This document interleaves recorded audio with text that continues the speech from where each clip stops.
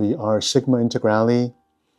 We are a group of really hands-on engineers, and we officially began our simulator journey as far back as 2012. That was when we were importing and selling these human racing GT chassis.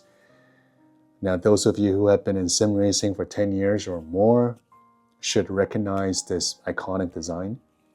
And very shortly after, in 2013, we integrated the D-Box 1.5-inch motion system into the chassis, and we also became one of their official resellers of D-Box. We also started getting into more custom projects because we're basically huge nerds who are really good with cars too. But we really took off in 2014 when Dodge noticed us and approached us because they wanted us to convert their latest Dodge Challenger car into a simulator for the New York Auto Show. Now, the first project with them, it was just a moving seat inside a car. It was pretty straightforward, but it was very successful at the show. So we did a second project with them, and that was when we created the world's first full motion car. And this was using D-Box's latest 6-inch motion system at the time. And it was a huge hit, and we built many more custom car projects in the following years. And we basically dominated the auto show scene and kind of became the go-to guys for anything that's custom and simulator related. And at the same time, that was also when the projects kept coming and they became larger, heavier, just more wild every time. And it was, and D-Box simply just wasn't able to offer the kind of weight capacity and speed that's required for these kind of projects. And I think the turning point was 2016.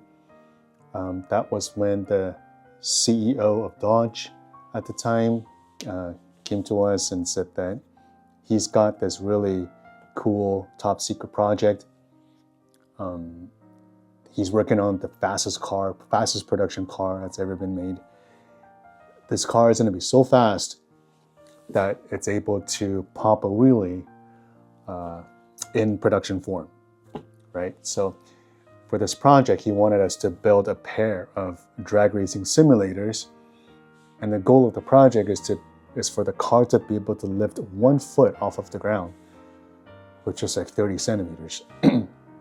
So we went to D-Box and we asked him for a custom solution or anything that could possibly work. And the car was just too heavy. It was too much lift. They couldn't do it. And so we had to create our own. And that was when we created our own first motion system. And it was honestly the most successful and eye-catching project that we had ever done.